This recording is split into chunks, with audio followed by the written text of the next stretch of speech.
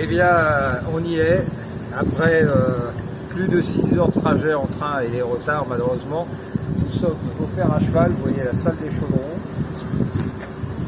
l'atelier de moulage, enfin dans le sein des saints, avec la fabrication du savon de Marseille qu'on va découvrir. Donc le bâtiment est classé monument historique depuis 4 ans maintenant. Donc sont classés les murs, les chaudrons bien sûr, parce que c'est unique, et la charpente. La particularité de la charpente, on parlera des chaudrons plus tard, mais la particularité de la charpente, c'est une charpente en bois de châtaignier. Et le bois de châtaignier est imputrescible, c'est-à-dire qu'il n'est pas sensible aux petites bêtes qui vont la manger, ou également aux moisissures, aux moissures. Et comme ce sont des charpentes qui sont, vu que les chaudrons sont ouverts et qu'il y a une ébullition, donc forcément il y a de la condensation, et également des matières huileuses qui viennent se projeter dessus. Et presque 170 ans après, ils sont toujours, la charpente est toujours parfaite. Même si l'état extérieur n'est pas top, mais à l'intérieur, elles sont encore parfaites. Sur la droite, on va travailler que du savon à l'huile d'olive. Et chaque chaudron aura une couleur. Donc là, tout cela, c'est pour les verts, et à gauche, c'est pour le beige. Les chaudrons, on a vu, la base, historiquement, ils étaient construits en briques réfractaires. Et puis bon, la brique réfractaire, les joints, ça pète, la dilatation, le terrain qui peut bouger un petit peu.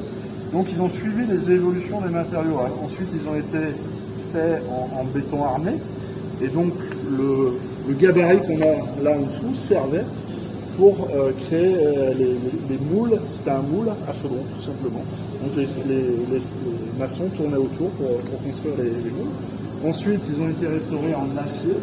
Puis, on les a restaurés en 2013, quand Raphaël et Yannick ont racheté la société, en acier inoxydable, pour durer dans le temps, plus facile, plus en accord aussi avec un produit cosmétique. Donc là, c'était en gros le savon il y a 50 ans. Oui, on est toujours, mais on utilise toujours C'est traditionnel.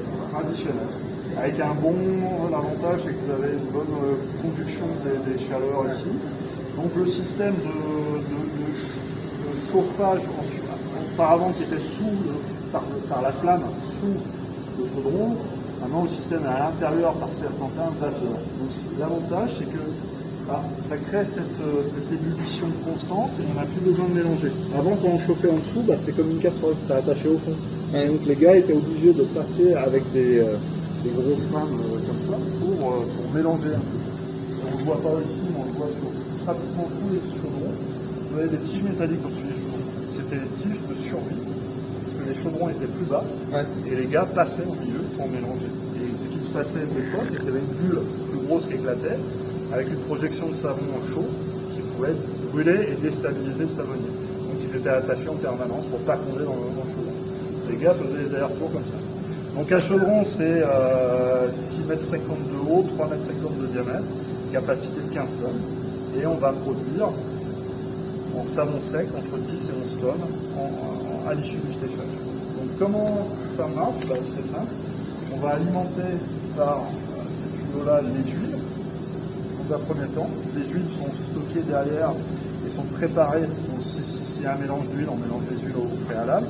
Si c'est un 100% d'huile d'olive, l'huile d'olive est tenue à 80-90 degrés.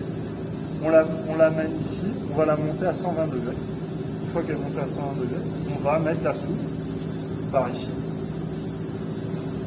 Là, c'est les eaux. Là, ça va être les eaux. On va mettre la soude et automatiquement, on va avoir ce qu'on appelle la saponification, la transformation des huiles en corps gras en molécules de savon. Et en plus de créer du savon, on crée une autre molécule qui est la glycérine. Et cette glycérine, dans tous les savons, dès que vous allez transformer une huile en savon, vous créez de la glycérine. Et cette glycérine, naturelle bien sûr, on va la retirer dans le savon. Parce qu'on s'est rendu compte, à l'époque, il y a très longtemps, que la glycérine, s'il y en avait trop, ça freinait l'action du savon. Ça créait un petit film, surtout sur les fibres des vêtements, donc ça empêchait de laver en profondeur. Et en plus, à l'époque, cette glycérine, on la récupérait, on la vendait soit à la pharmacie, soit à l'armement. faire de la nitroglycérine ou de la glycérine pharmaceutique, etc.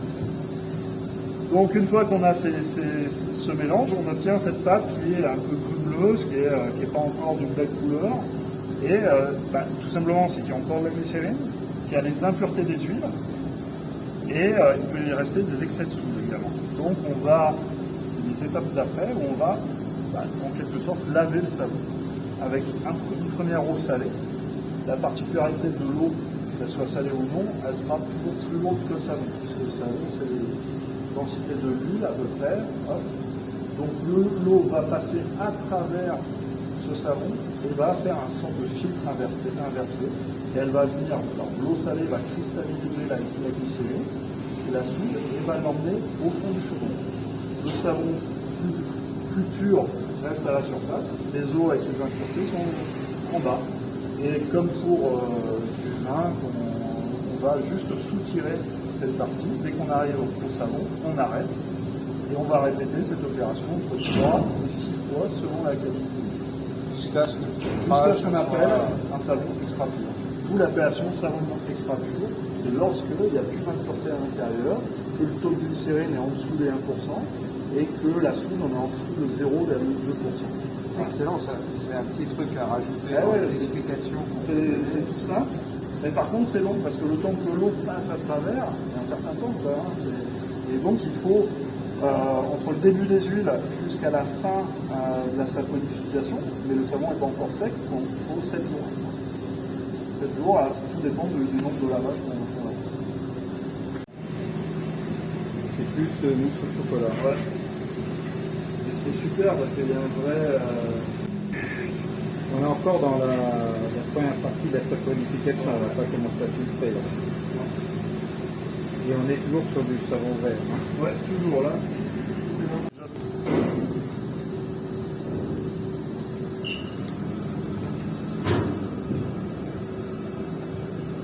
Là, un savon qui a été vendredi. Donc là, la surface, on a l'impression que c'est dur, mais c'est quelques millimètres et c'est très, très souple. Donc là, le savon va attendre.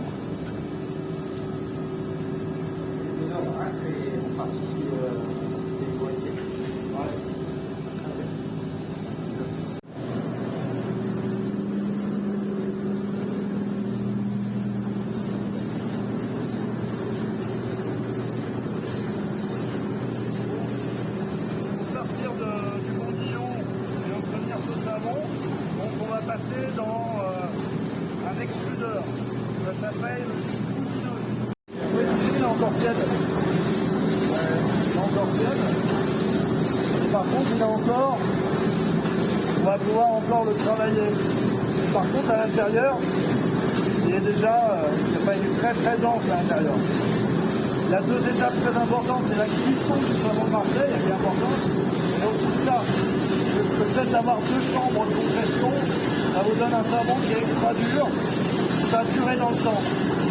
Cette étape-là est aussi importante finalement que la cuisson. Je n'hésite pas au plaisir de vous présenter le bloc 15 kg de savon de Marseille. Et oui, ça s'achète aussi comme ça. Et vous savez quoi, ça se coupe avec le fil à couper le beurre. Et pour se partager ça en famille. Et on découvre tout ça au fer à cheval. Donc Mario, merci pour la visite. Merci Philippe, à vous trois d'être venus, c'est toujours un plaisir. Et du coup, je pense que le savon de Marseille, vous avez expliqué l'histoire, il y a eu un déclin du savon de Marseille lié à l'apparition des machines à laver, etc. De la détergence dite entre guillemets moderne, dans la détergence industrielle. Aujourd'hui, il y a une renaissance. Il y a une vraie renaissance, je vous ai coupé, mais une vraie renaissance qui est liée à notre besoin en tant que consommateur d'avoir des produits le plus simple possible, avec une traçabilité, donc une géographie assez proche au niveau de la production, et puis avec des listes d'ingrédients très, très courtes, très simples à comprendre. Et c'est vrai que sur un savon, comme je vous disais tout à l'heure, il y a 4 ingrédients, les huiles, la soude, l'eau, le sel. Donc il ne va pas y avoir des noms barbares dans les formules, il ne va pas y avoir tout un tas de produits qui servent à rien. Et le renouveau maintenant, c'est que il y a 10 ans, j'ai commencé il y a plus de 10 ans dans le salon de Marseille, nos clients, c'était une clientèle 50 ans et plus. Maintenant, c'est toute génération. On a même des clients très jeunes qui viennent pour utiliser le savon de Marseille aussi en do it yourself, pour le mélanger de plus en plus, pour faire sa lessive soi-même, pour le mettre avec du carbonate, avec du percarbonate, avec des cristaux de soude. Nous-mêmes, on fait des recettes, tout un tas de petites recettes pour utiliser au quotidien, que ce soit le savon noir ou le savon de Marseille. Et c'est vrai qu'aujourd'hui, quelques ingrédients suffisent pour un entretien basique de la maison. On peut très bien œuvrer avec le savon de Marseille en ingrédient principal, avec un produit 100% naturel, bon pour l'environnement parce que facilement dégradable, et puis économique quand même, parce que un cube de 100 grammes de savon de Marseille, ça équivaut à 30 douches. Donc il y a quand même un rapport à la qualité-prix qui est important. On fait voyager que du solide. Il n'y a pas d'eau, il n'y a pas d'emballage plastique, il n'y a pas tout ce côté-là. C'est pour ça que le savon de Marseille revient de plus en plus au bout du jour. Et je trouve que c'est normal. C'est une excellente chose. Merci Mario, merci à toute l'équipe. On a rencontré un maître savonnier, les chefs d'équipe, le directeur de la production. Je vous dire que tout le monde est hyper sympa au fer à cheval et que donc pour nous c'est un ravissement de venir vous voir parce que on l'a voulu cette marque et puis ce produit traditionnel et on va être content de vous le refaire découvrir en magasin parce qu'on n'arrête pas de découvrir le savon de Marseille. Alors, merci Philippe, c'était un plaisir de vous accueillir. Merci à vous de parler du véritable savon de Marseille et de fer à cheval. Vous êtes nos ambassadeurs. Vous êtes des professionnels, vous connaissez bien le métier, je pense que vos clients vous font confiance.